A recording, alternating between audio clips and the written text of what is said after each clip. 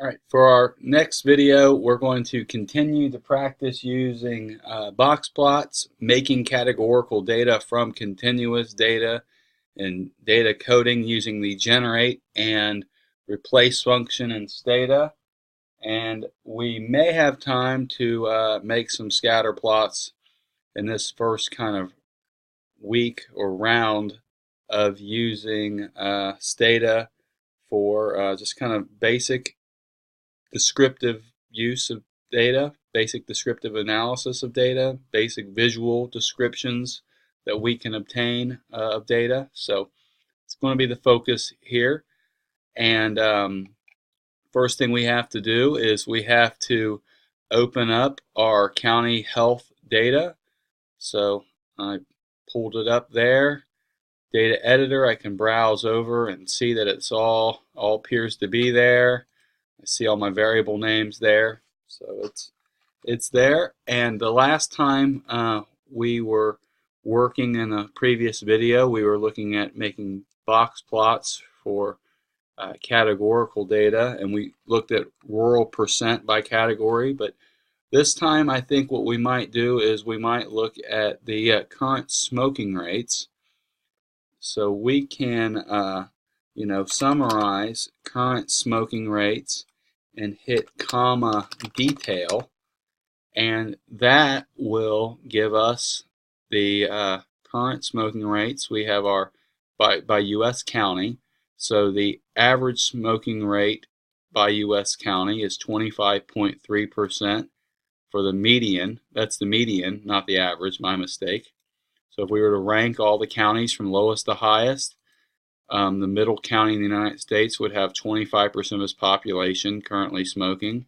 The average county percentage would be 25.06%, so pretty close. Percentile-wise, the lowest counties in the United States are as infrequent smoking as 6.8%, and the county that smokes the most is at 43% of its population. If you're curious as to which counties those are, you can hit sort current smoke. If I type the variable right, I guess I left off an E and a T there. So I sort it. Data editor, if you're curious, you can actually, I sorted it. And these are our lowest smoking counties: Utah County in Utah, New Jersey's county, Somerset County. You can also look at the income of these counties and how old they are. And so these counties, I'm curious, is their income 99,000, 65,000, 125,000.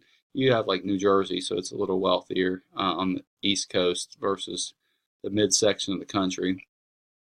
The counties that smoke the most, that one's doing pretty well, $70,000 income. It's all right. So these are a lot of these Alaskan counties have a lot of smokers. Boy, Alaska's got a lot of counties with high smoking rates. So these are the counties that smoke the most. We see a fair number of West Virginia and Kentucky, Illinois, so South Dakota. All right, so those are the counties that smoke the most. Close the editor. So what we're going to do now is we're going to look at life expectancy by current smoking. So we have to kind of maybe create some categories. Last time we created kind of an all or none, either highly rural or not highly rural. This time we might create 4 categories, and I'm going to show you a couple different ways using the generate and replace command. So we're going to do generate, and we're going to give it a variable name. Maybe we'll call it current smoke or SMK 4, because we're going to create 4 categories. Only the first one gets the generate. Everything else gets replaced, because once we generate it, it either makes it a number or it assigns it a missing data point. So generate current smoke 4 equals that variable current smoke. So not equals. We're going to have to add a number or something in here. Generate current smoke 4 equals we can make this our highest smoking group, or we can make it our lowest. It's up to us. So we can choose however we want to do it. We just have to follow some logic. So we'll say we'll generate current smoking equals 1. So we're going to start off from lowest to highest. Current smoking equals 1 if current smoke for equals 1 if current smoke is, we'll say, less than the 25th percentile. So less than, I'm going to look it up, it's 21.7. So less than 21.7. All right. I hit enter, and it did something. It generated that. It's got 2,379 values still missing. If I hit tab, current smoke for, we can see those 756 people that we just coded in group 1, the people that are less than 21.7. Notice we used less than in our command. We did not include the equal signs, so we have to include the equal sign in the future ones going forward. So now, remember, we don't use generate now. We can't use generate.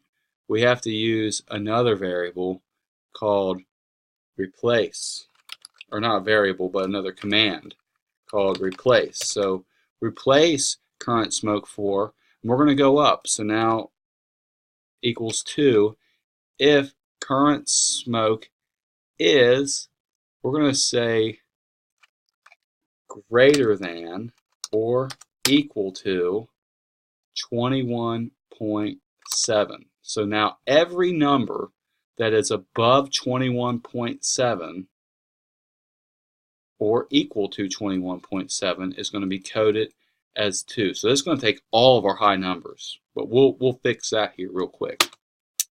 So we just did that. So now all of our high numbers are coded. So I'm going to hit tab just so you can see. Tab current smoke for. So now we coded everything else as number 2, group 2. But we don't have to keep everything as group 2. We can actually replace that current variable, including some of those existing number 2s. So we're going to replace current smoke equals 3 if current smoke is greater than or equal to not 21.7, but now we're going to do it if it's greater than or equal to 25.3. So this is going to bring in our 50th percentile. All right, so I just did that. If you want to see it for yourself, I can type in tab current smoke for, and now we see we just created a third group. All right, so now we're going to replace current smoke for equals 4, our final group, if it is in our 75th percentile or higher, so 28.8 or higher. So all I did was, remember I clicked over here, I clicked on an old command so I don't have to type it all again. So replace current smoke, and I'm going to change this to a 4 from a 3. See, it's a 3. I'm going to change it to a 4, and then it's greater than or equal to our final category of 28.8. So it's just going through and changing all of the 3s and everything else. Anything that's over 28.8 is going to be coded as a 4 now. All right, so it made 787 new changes, so it pretty much split group 3 into 2 groups now. So if I want to look at my current one, I'm going to hit tab, current smoke 4, and there you have it. It created 4 groups. There's another way that might be a shortcut. It may give slightly different numbers, but Stata allows, called Xtile. So Xtile, and I'm trying to remember the exact command. Bear with me. We can create one called, current. I'll just call it cur smoke for equals that variable current smoke, and then it's comma NQ4 if I remember right, and this does it automatically. So tab, I just created this variable called cur smoke 4, and it's a little different. So it used the 4 Xtile, so its cut points may be a little bit different than mine using that simple command Xtile. So if I want to do 5 quartiles, I can do tab current smoke. Instead of 4, I can do Xtile current smoke and create another variable called 5 and break that up into how many different kind of, I'll call them like, maybe not quartiles, but we'll call them into like quintiles. We'll call them into 5. So I changed it into 5, so current smoke 5. So now I got 5 categories. I can hit tab, and if I scroll down, I've got right here my variables. I created a new one called current smoke 5. So now it's got them broken into 5 categories. Now we can do box plots. Remember our box plot? We can do bar charts as well, but we'll do a box plot on our variable life expectancy 14, the life expectancy in the year 2014, by our categories. What category are we going to use? Well, we'll do it by current smoking 4, the one that we created. We'll do it by the one we created through our manual entry instead of the Xtile one. So it makes them, and how's it look? And then you can see this stair step. The life expectancy is highest in this group, and it kind of gradually goes down. So there may be statistically significant differences in life expectancy across these groups. Future kind of analyses that we can do, statistical tests, can prove or disprove that. So remember, that's our median. These are our, 25th and 75th percentiles, upper and lower numbers, outliers. All right, we can also do graph. I clicked on the old command. Maybe I'm not interested in current smoke 4. Maybe I'm interested in that new one that I created using the Xtile for 5 groups. How's that look? And we kind of still see a similar pattern. Notice these boxes get a little wider at the end here. It's a little bit more variability in group 5. All right, so that's just a little introduction into creating categorical variables using Stata. There's more categorical variables that we may create in the future using and statements and less than things, or we can create named variables.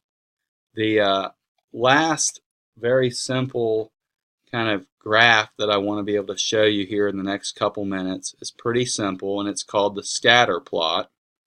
And if you've got 2 pieces of continuous data, or you can use it with categorical, it's just pretty ugly. But I can use a scatter plot, but instead of typing scatter plot, I just type in scatter, and we put our y variable or our outcome variable versus our x variable. So if we're interested in life expectancy 14, I can scatter life expectancy 14 by some other categorical, or not categorical, but by some continuous or discrete piece of data. So we'll use ever smoke percentage. So the county's ever smoke percentage versus life expectancy, and we get this kind of this scatter pattern. I can close that. I can do it by the current smoking.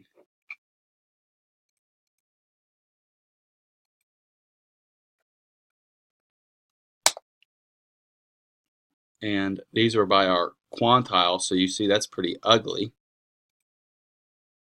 We can do it by our ever smoking percent. That's ever. We talked about doing current smoking. So by our current smoking percent. And you see that. And if you want to add a line of best fit, I can add I hit the shift key and create this vertical line that's on my keyboard above the return button, and type in lfit, and then repeat, copy and paste these commands, and it will give me a line of best fit. So that's enough for now. We'll get into regression analysis, t-testing, hypothesis testing, all kinds of other cool stuff here in the really near future. So good job this week.